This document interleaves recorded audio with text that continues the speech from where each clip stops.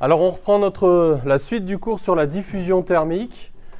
Donc dans la première partie, grâce au premier principe de la thermodynamique appliqué à une tranche entre x et x plus dx, on a démontré l'équation de diffusion thermique,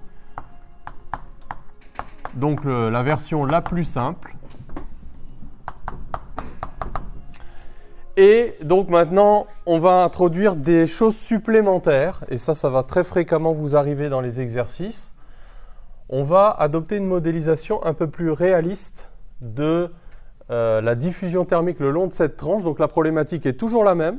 À l'instant t égale 0, on introduit une certaine quantité d'énergie, j'aime pas trop dire quantité de chaleur, mais bon, c'est un peu l'usage courant, en x égale 0, un transfert thermique.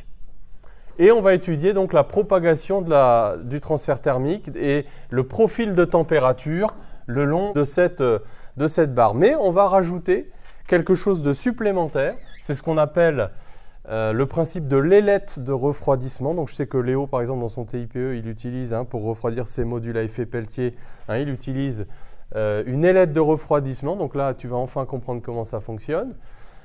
C'est que, en fait, il y a ici, latéralement, maintenant, des pertes thermiques, et ces pertes, en fait, sont associées à des mouvements de convection du fluide qui se trouve en contact avec le solide. Léo, est-ce que tu ne rajoutes pas des ventilateurs sur ton ailette pour évacuer l'air ici? Donc tu fais ce qu'on appelle de la convection forcée. Alors, regardez un petit peu ce qui va se passer. Donc là, en fait, vous avez, alors ça peut être ici, donc là, c'est de l'air, mais vous avez des courants de convection. Alors, ce n'est pas le système lui-même qui est siège de courant de convection, mais c'est le fluide qui est en contact avec le solide qui est entraîné. Et là, vous allez avoir une nouvelle loi qu'on appelle la loi de Newton de conducto-convection. Alors pourquoi conducto-convection? Parce qu'au sein du solide, vous avez la conduction thermique ou la diffusion thermique, mais dans l'air environnant, vous avez de la convection. Et donc cette loi va nous donner, donc là je l'introduis généralement, alors vous n'avez pas à la connaître par cœur, mais voilà, c'est très très fréquent, et puis quand on vous en aurait besoin, et ce sera dans beaucoup d'exercices, normalement on doit vous la redonner. Donc voilà cette loi, très simple. Alors, qu'est-ce qu'elle dit? Elle dit que, ici, au niveau de la surface de contact entre le solide et l'extérieur, la puissance par unité de surface, donc la puissance c'est un flux, mais par unité de surface à ce niveau-là, elle est proportionnelle, cette puissance évacuée par conducto-convection, à la différence de température. Donc ça, c'est la température de surface du solide, et ça c'est la température du fluide extérieur qui est en contact avec ce solide. Donc c'est très très simple à comprendre, c'est que plus vous avez une différence de température importante entre le solide et l'extérieur, plus le flux sortant échangé entre le matériau et l'extérieur est important. Et le coefficient H, donc regardez son unité, donc c'est un peu une loi phénoménologique ça aussi, Donc le coefficient H, donc ça c'est une puissance par unité de surface. Donc c'est en watts mètre moins 2. C'est d'ailleurs, parfois on note ça aussi JCC. Pourquoi? Parce que c'est homogène à un vecteur J. Ce n'est pas le même vecteur J que la loi de Fourier, vous voyez. Donc c'est le vecteur J conducto-convection. Bon là, je n'ai pas mis de flèche parce que c'est sa norme. Et alors, ça c'est en Kelvin, évidemment. Donc H, il est en watts mètre moins 2, Kelvin moins 1. Vous n'allez pas apprendre par cœur, évidemment, les dimensions, vous les retrouvez simplement par analyse dimensionnelle. Donc, très important, cette loi dite de conducto-convection de Newton. Donc, elle vous sera redonnée dans les énoncés quand vous en aurez besoin, éventuellement dans des énoncés un peu difficiles, un peu abusifs à l'oral, mais pas à l'écrit. On pourrait vous dire, voilà, soit H, le coefficient de conducto-convection, peut-être qu'on peut s'attendre à ce que vous connaissiez cette loi parce qu'elle est importante. Je veux quand même faire une remarque importante aussi, c'est que cette loi sous-entend quelque chose dont il faut bien avoir conscience là aussi, c'est que il n'y a pas continuité de la température. Quand vous utilisez cette loi, il n'y a pas continuité de la température entre le solide et le milieu extérieur. Puisque, vous voyez que forcément, cette loi fait intervenir une différence de température. Donc ça, c'est un truc tout bête à dire. Mais il y a des situations dans lesquelles, en fait, on vous dira deux corps sont en contact et donc les températures sont continues à l'interface. Mais utiliser cette loi sous-entend que les températures ne sont pas continues à l'interface. Alors, je vais vous donner quelques petites valeurs de H parce qu'il faut que vous compreniez de quoi H dépend. H dépend, pourquoi Léo rajoute un ventilateur? Parce qu'il veut faire ce qu'on appelle de la convection forcée. Hein? Et H peut dépendre énormément donc des conditions extérieures, c'est-à-dire si par exemple il enlève son ventilateur, c'est ce qu'on appelle de la convection naturelle. Hein, donc il peut y avoir deux situations pour H. Donc on va donner la valeur de H pour l'air et puis pour l'eau. Hein, comme ça, voilà, quand le solide est immergé soit dans l'air, soit dans l'eau. Et dans le cas d'une convection naturelle, c'est-à-dire en fait, voilà, vous laissez simplement dans une pièce, vous laissez le solide en contact avec l'air, ou alors une convection forcée.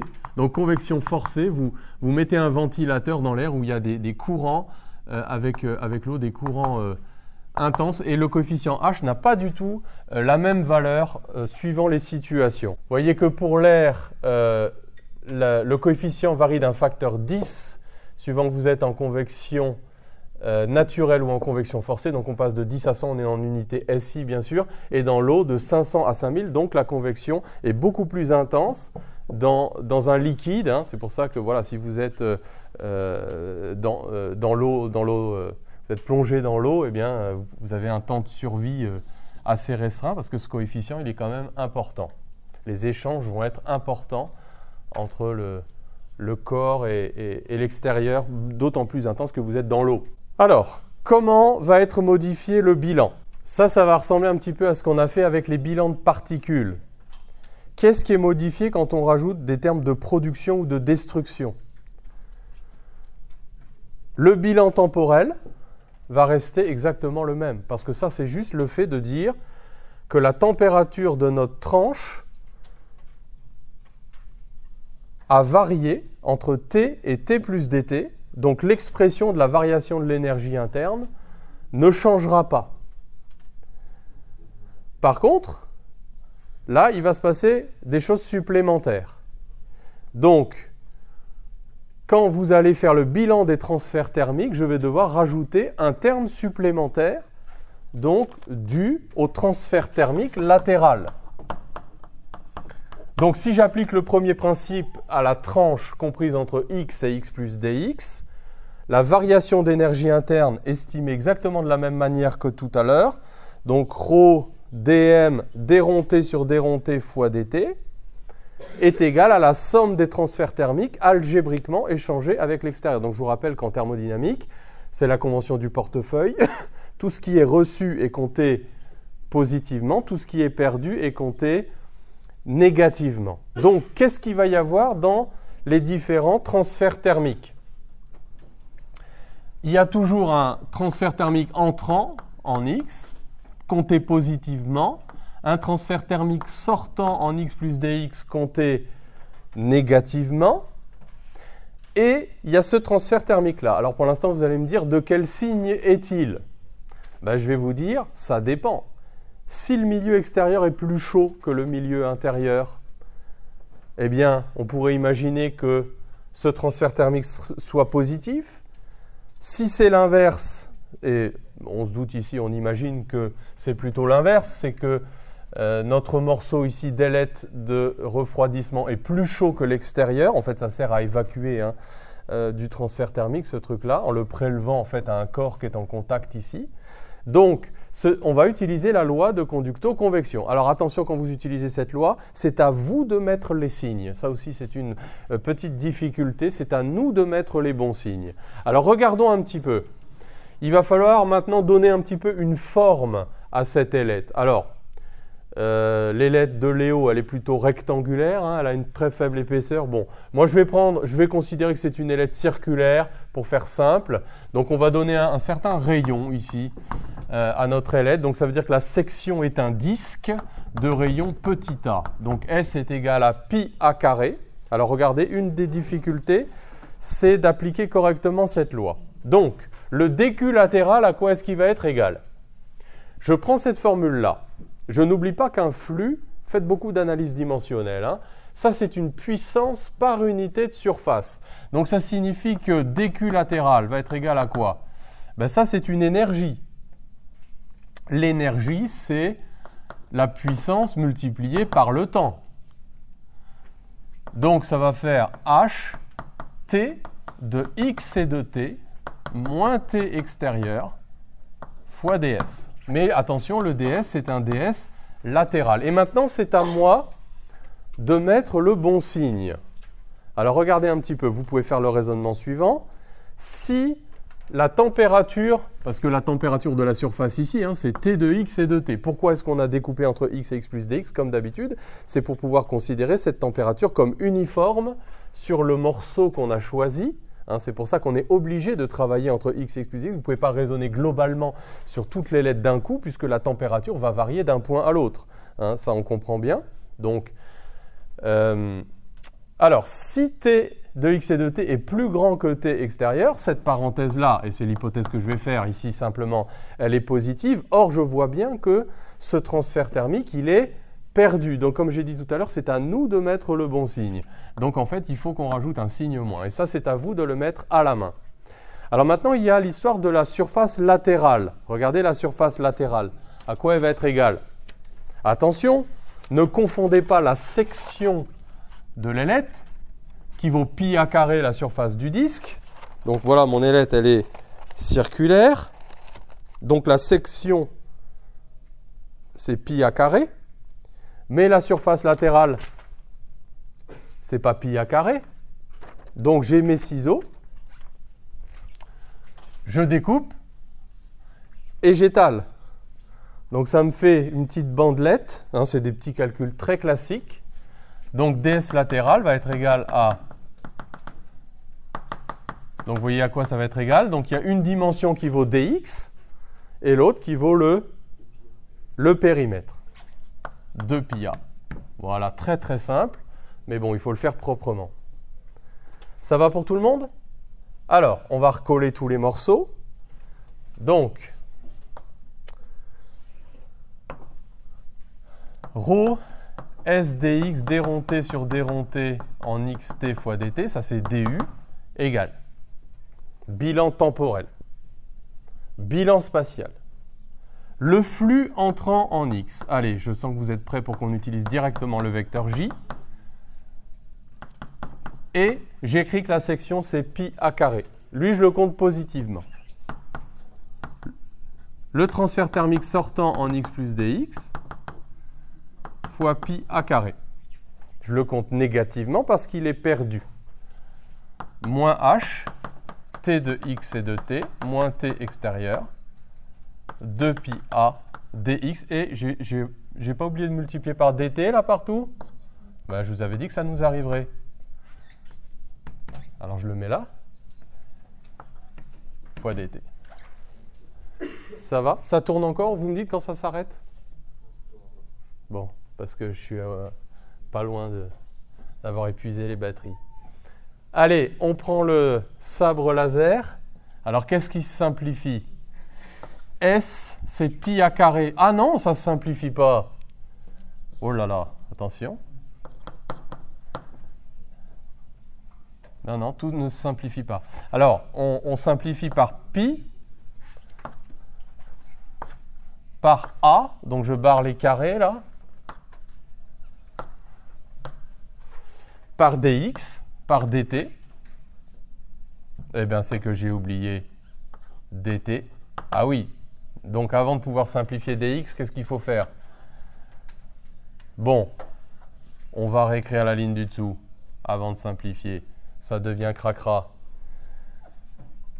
Je recommence. Rho pi a carré dx donc d T sur d T dt est égal à moins dj thermique sur dx fois dx fois dt fois pi a carré moins h t de xt moins t extérieur fois 2 pi a dx dt. Voilà, maintenant on va pouvoir simplifier correctement. Donc dx dx dx dt dt dt pi.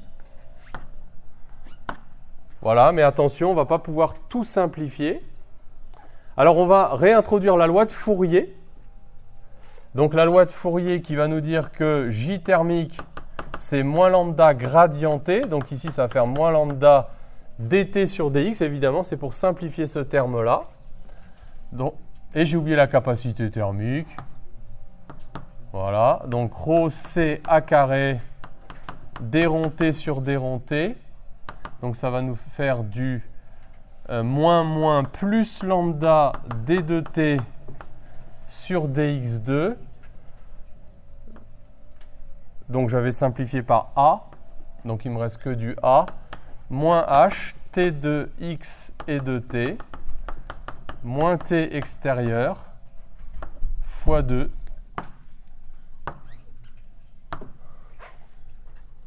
Voilà. Donc voilà la nouvelle équation de diffusion. Alors évidemment, hein, c'est un peu comme quand on a étudié les ondes avec l'équation de D'Alembert. Ce n'est pas l'équation de D'Alembert, hein, mais quand on avait des D'Alembert modifiés, hein, il y avait toujours le noyau dur, c'était l'équation de D'Alembert standard. Donc quand vous faites ce genre de problème, c'est bon de voir que peut-être vous avez un terme supplémentaire, mais que le cœur du truc, il reste le même. Alors, est-ce que effectivement, si je ne prends pas la loi de conducto-convection, est-ce que je retrouve l'équation de diffusion? La réponse est oui.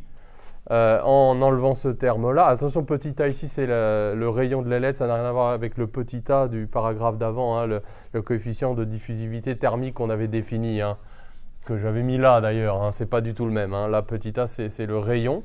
Et donc, effectivement, vous avez le coefficient, vous avez l'équation de diffusion.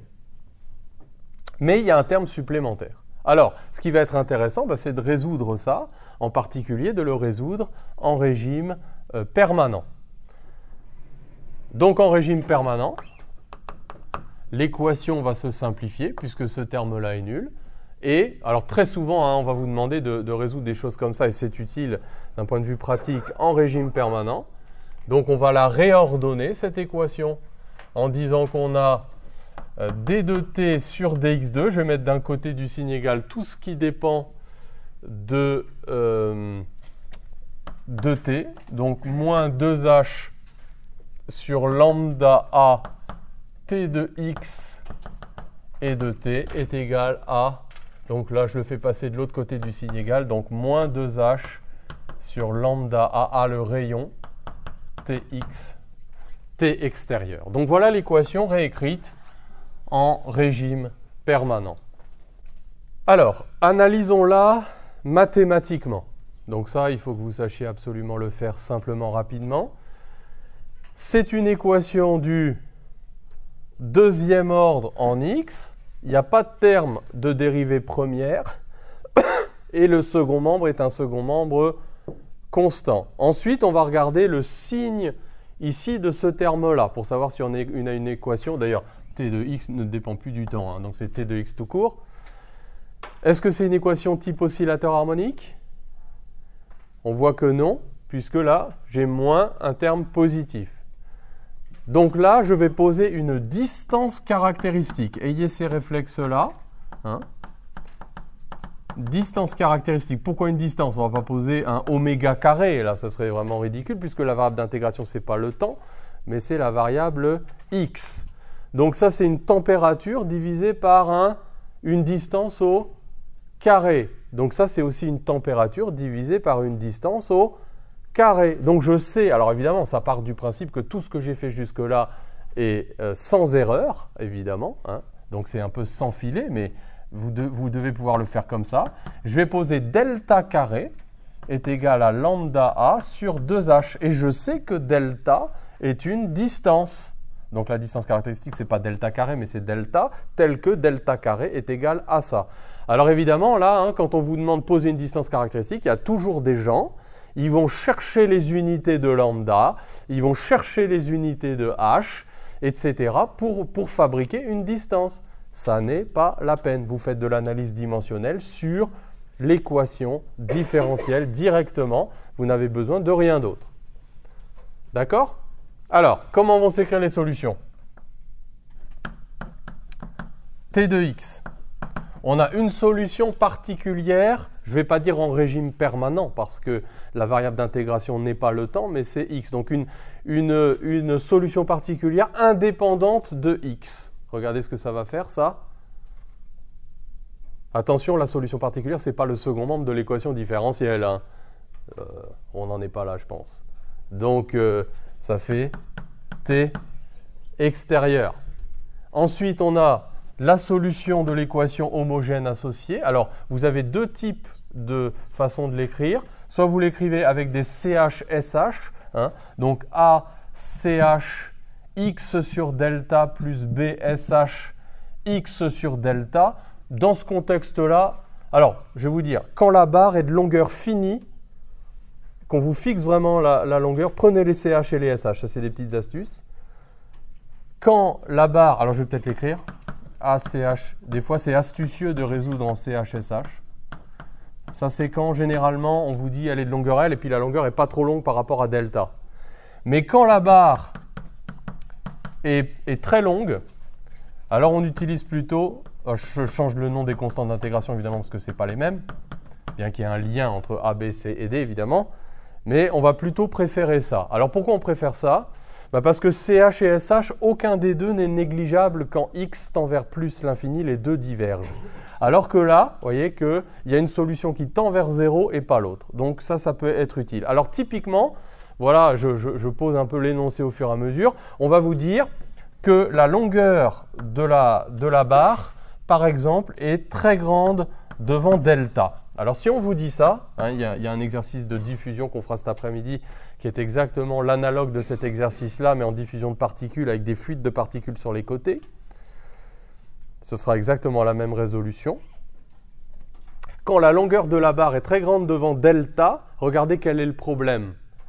C'est que cet exponentiel-là, on peut dire qu'il va pratiquement diverger. Il va devenir très très grand puisque x peut devenir très très grand devant delta. Alors qu'est-ce qu'il faudra faire quand on vous dit ça? Il faudra que vous ayez ce genre de petit réflexe par des arguments physiques. Si on vous dit ça, cela sous-entend qu'en fait on veut vous faire prendre c est égal à 0 parce qu'on ne veut pas de solution qui diverge.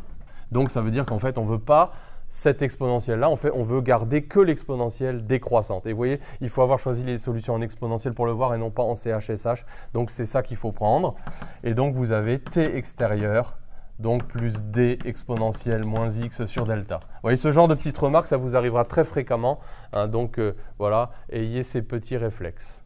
Très simple. Alors regardez maintenant, on va appliquer les conditions limites. On va dire que la barre, on avait une température T0 en x égale 0. Hein, et grâce à ça, donc on va avoir le profil de concentration. Donc en x égale 0, on aura donc T0 égale T extérieur plus D, ce qui nous donne D. Hein, donc on aura, ça va faire T extérieur plus T0 moins T extérieur exponentielle moins x sur delta. Alors surtout quand vous avez ça, vous ne pouvez pas vous passer de faire un graphe, hein, parce que la physique est dans le graphe. Donc vous démarrez de T0, vous avez T extérieur à l'asymptote et vous avez une exponentielle décroissante et tracez toujours bien sûr la tangente.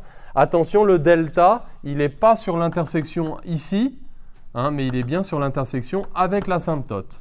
Donc quelle est la signification physique de delta? Donc au bout de quelques delta, vous voyez que la température de la barre aura atteint la température extérieure. Autrement dit, ce calcul-là est-il vrai uniquement pour une barre infinie? La réponse est non. Le critère pour que ce calcul soit vrai, c'est qu'il suffit que la longueur de la barre soit de l'ordre de quelques delta. Et à ce moment-là, vous voyez, vous pouvez négliger ce terme-là. Et donc vous aboutirez à ce profil de température dans la barre.